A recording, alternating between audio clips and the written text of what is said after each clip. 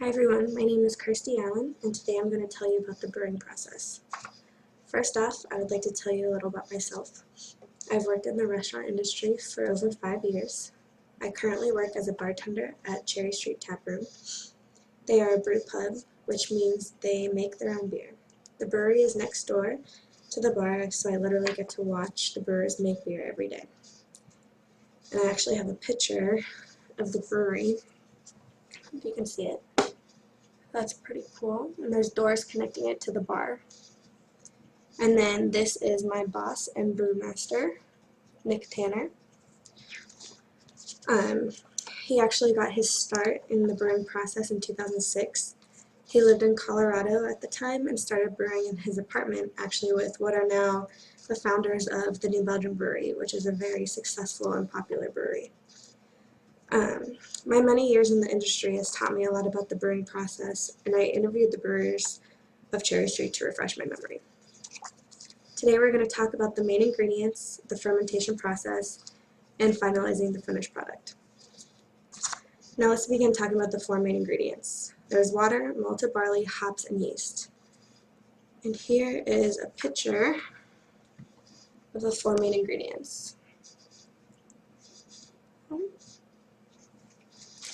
Alright, first, malted barley. It affects the color and the sweetness of the beer, depending on the length of fermentation.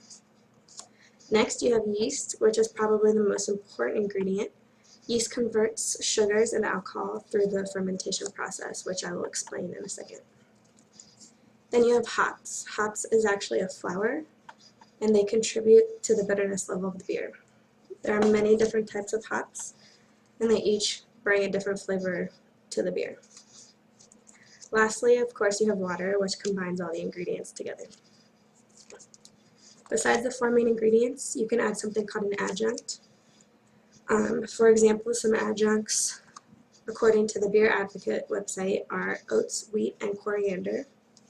They just add more flavor to the beer. Now that you know what's on the brewmaster shopping list, let's talk about the fermentation process. It is the transformation from yeast to sugar, which creates alcohol.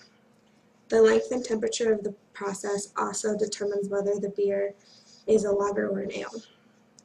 A lager is fermented at a cooler temperature for a longer period of time, and the ale is fermented at a higher temperature for a shorter period of time. The fermentation process also determines how high or low the alcohol content of a beer is.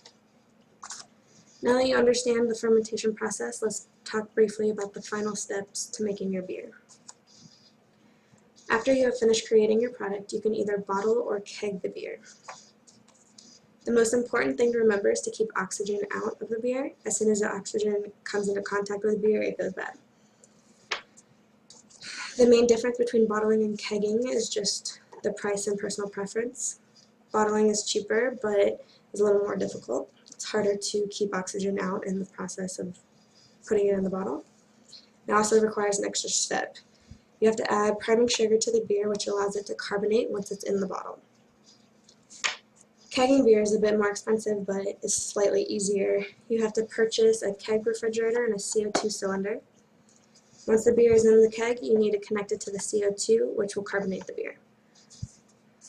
Today you've learned the basic steps in the beer making process. I hope everyone found this interesting and will discover their inner brewmaster.